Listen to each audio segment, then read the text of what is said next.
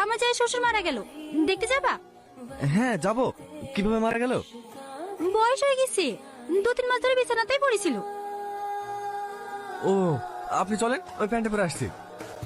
ঘরে খাবার ঢাকা থাকলো, খেয়ে নিবি, কোথাও যাবি নি, বাড়িতে চুপ করে বসে থাকবি। সাজ লেগে গেলে বড়িগুলো তুলবো? না না, তোকে হাত দিতে হবে না, আমি এসে তুলবো। কি ব্যাপার, তুমি রেডি হওনি যে? যাবা না? না, আমি মরা বাড়ি যেতে পারবো না। কেন? ওই শরীর খারাপ। জ্বর এসে? না না, ওই শরীর খারাপ না, মেয়েদের সমস্যা। মেয়েদের সমস্যা?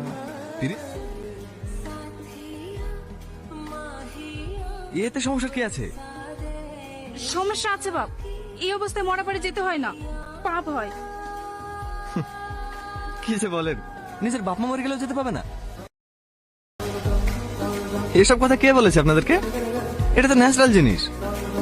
আমাদের শরীর থেকে যেমন ঘাম বের হয়, কোথাও কেটে গেলে রক্ত বের হয়, সর্দি লাগলে নাক ঝরে, ঠিক সেরকমই এর সাথে মরা বাড়ি যাওয়া না যাওয়ার সম্পর্ক কি?